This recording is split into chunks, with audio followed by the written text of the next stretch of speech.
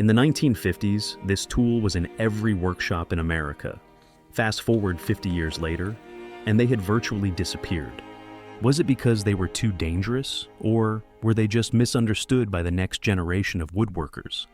To understand why they vanished, you have to understand why they existed in the first place.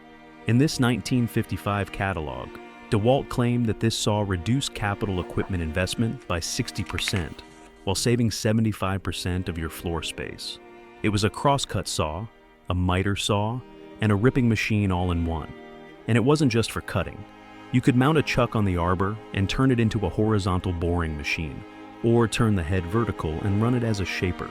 DeWalt promised this tool would increase opportunities for taking on other work without needing to add additional equipment to your shop. And it did it with an induction motor, direct drive, with heavy, quiet, terrifying torque. But all that power and versatility came with great responsibility. The radial arm saw was unforgiving, and even to the skilled craftsman, without the right training, it was highly dangerous. And with all of its different functions and modes of operation, that just meant more ways to improperly use the saw if you didn't spend the time to learn how to use it properly. So what happened? People used less of those different functions due to the inconvenience of setup time and the associated safety risks, and mainly used these saws for cross-cutting.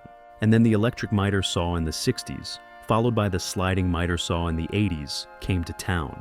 And suddenly these smaller, safer, and arguably more capable machines were taking the place of these radial arm saws in workshops across America. But that isn't what truly erased them from the market.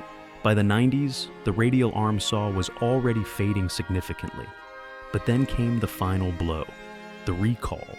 Though it didn't apply directly to DeWalt saws, Craftsman issued a recall on millions of their radial arm saws that were sold between the 50s and the 90s. And while they did offer kits to fix them for a while, now they just offer a bounty. If you agreed to cut the machine of its power source so it could no longer be operated, they would send you a check for $50.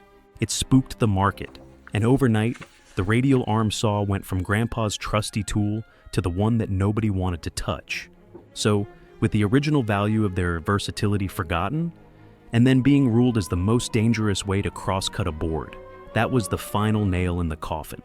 Today you can find these DeWalt saws on Facebook Marketplace for next to nothing.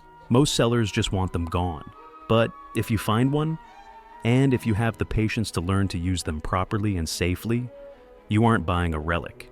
You're buying the most misunderstood tool in history. Just watch your fingers. Thanks for watching. And if you enjoyed this video, please consider subscribing for more vintage tool history every week.